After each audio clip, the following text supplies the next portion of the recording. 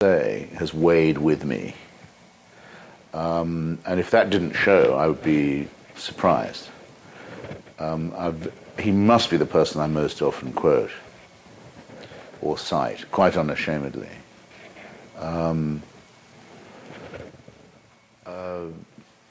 Using it, I hope, as much for support as for illumination. I was thinking this morning of something, actually, while I was trying to write my own memoir.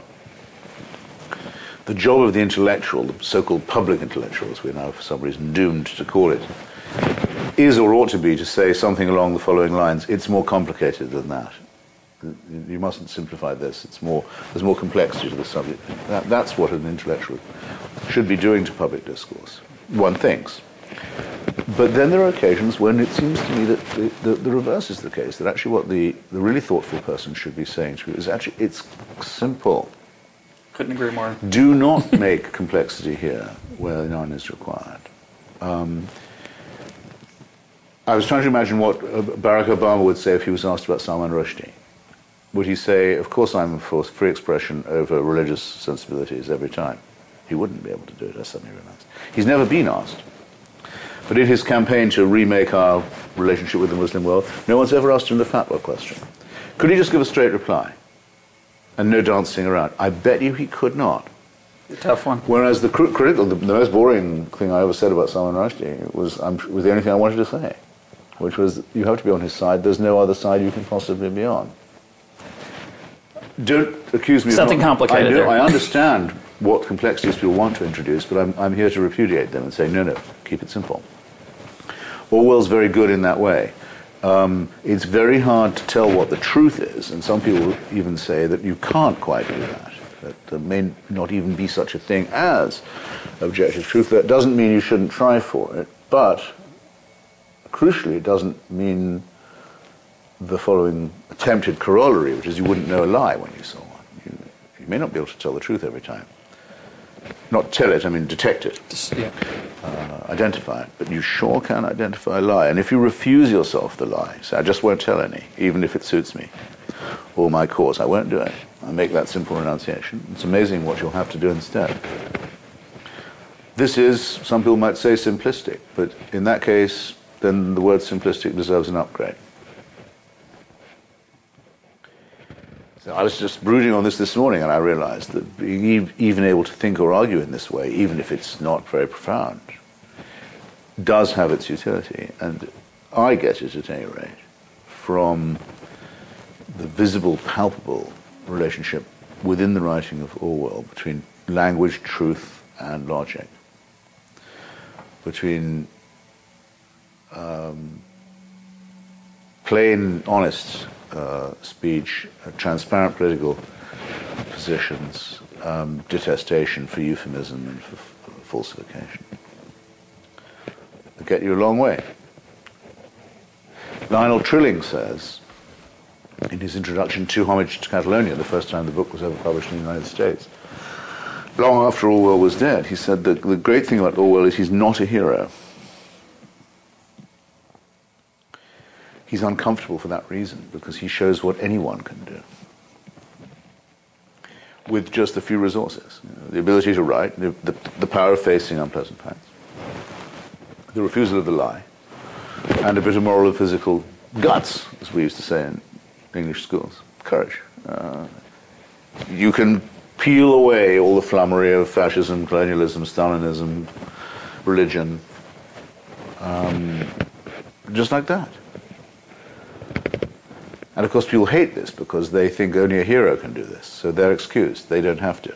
No, there are no excuses. You could have done this too, with a bit of effort, a bit more self-criticism, a bit more use of your own faculties. You could have done it too. I make this point in my book, and Richard Posner wrote an excoriating attack on me, very clever. As a result, what do you mean he wasn't a hero? He went to Spain, he took a bullet in the throat, he threw up a job when he had no other job to go to, he fought off illness, he wrote two certainly very great novels, hundreds of very great essays. Are you saying this is an ordinary guy? Well, actually I think I can have that both ways. Yes, I think I can say that it shows how the qualities of heroism and virtue are accessible to ordinary people if they will absolutely keep driving themselves and not excusing themselves or making excuses for others. And this is why the qualities that he evinces are going to remain important to us as long as the English language is used, which